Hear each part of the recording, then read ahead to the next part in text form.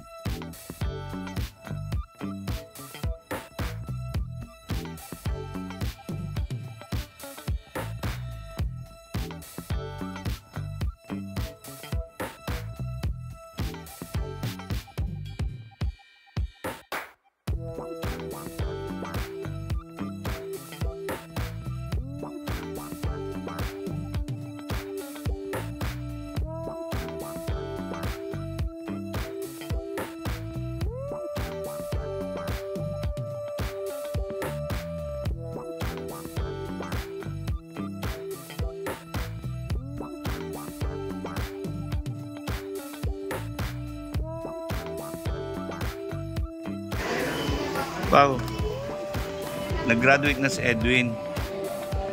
Anong wish mo sa kanya? Siyempre, smooth na college life yan. Kaya lang marami nag-expect na pupunta ka doon sa graduation niya. Nagbiyahe kasi kaya di nakapunta. Saka hindi, mas importante kasi ito ay once a year lang ito, di ba? Yan yung graduation, okay lang yan kasi marami pang graduation at lagi naman kayo nakikita. Panay naman ang date nyo yata sa kwek-kwekan. Ay! Ayan, hindi. Ano masasabi mo doon sa mga EDPound niya sa naghihintay lagi ng vlog sa inyo? Patuloy lang sa paghintay, guys. Patuloy lang. Huwag kayo magsawang maghintay. Magkakaroon din yan ng vlog soon. Kasi busy pa si Kalinga Prab, no? Busy pa kasi kasi ang daming nangungulit sa akin. Bakit wala pa silang vlog? Bakit wala pa silang vlog?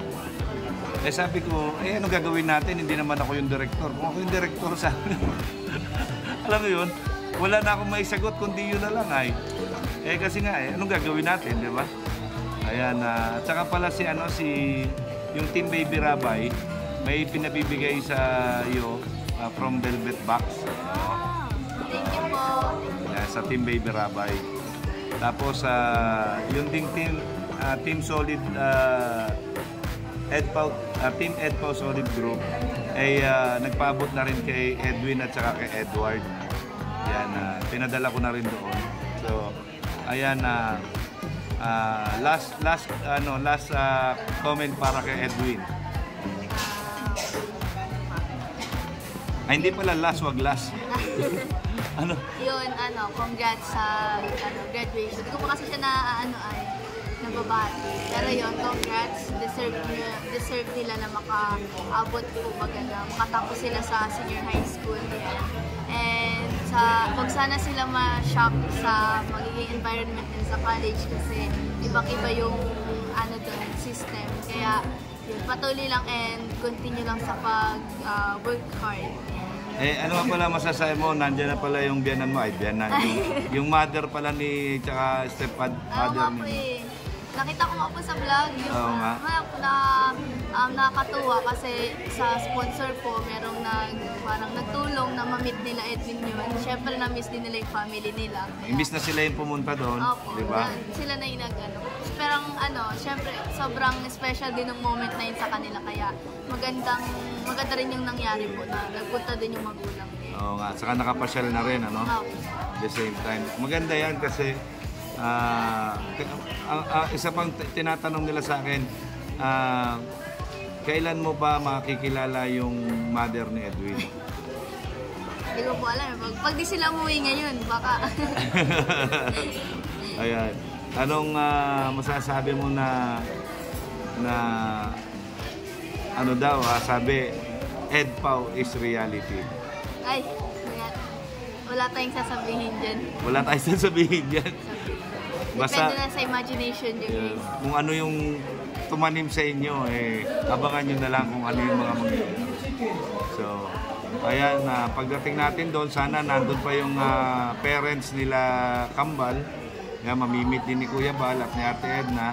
At sana magsama-sama ulit tayo sa farm. Yan, di ba? So, yan po mga Edpaunians. Ayan na po si Pao na nakausap na natin. Ang hirap kasing interviewin nito ay yan. Now you see it, now you don't itong bata na ito ay. Kaya buti na lang ngayon nakaupo dito na tsambahan natin. So sa mga Edpaunians dyan, yan, patuloy lang sa paghihintay. Di ba? So basta yun lang, hintay na lang sila. So yun po mga kalinga, maraming salamat po sa inyo lahat. Ayan, okay. So, ayun lang, pauwi na po kami ng Daet. Yan. Importante lang kasi itong gathering na inatenan nila, family gathering ito. Kasi nga, di ba, alam naman natin na si Pao ay malapit sa Panginoon. Ayan, talagang, siyempre, regarding sa Diyos ay mas priority ni Pao yun, di ba? So, ayun po, sana maintindihan ng lahat kung bakit hindi naka-attend si Pao sa graduation ni Edwin. So, ayun po, maraming salamat sa inyong lahat. Yan. Wala ka na sasabihin, Pao? I-message mo na lang. Chat ko na lang siya. Agad! Okay po, yan. Thank you po.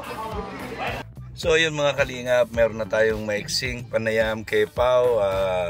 Nakuha na natin siya ng panayam patungkol kay Edwin sa sandaling oras lang. Alam nyo naman, papitik-pitik lang tayo, yung humahanap lang tayo ng tiyempo, pero at least kahit papano meron tayong i-upload na interview natin kay Pao. So yun mga kalingap, mga Edpaunians, mga solid team Edpao Solid Group.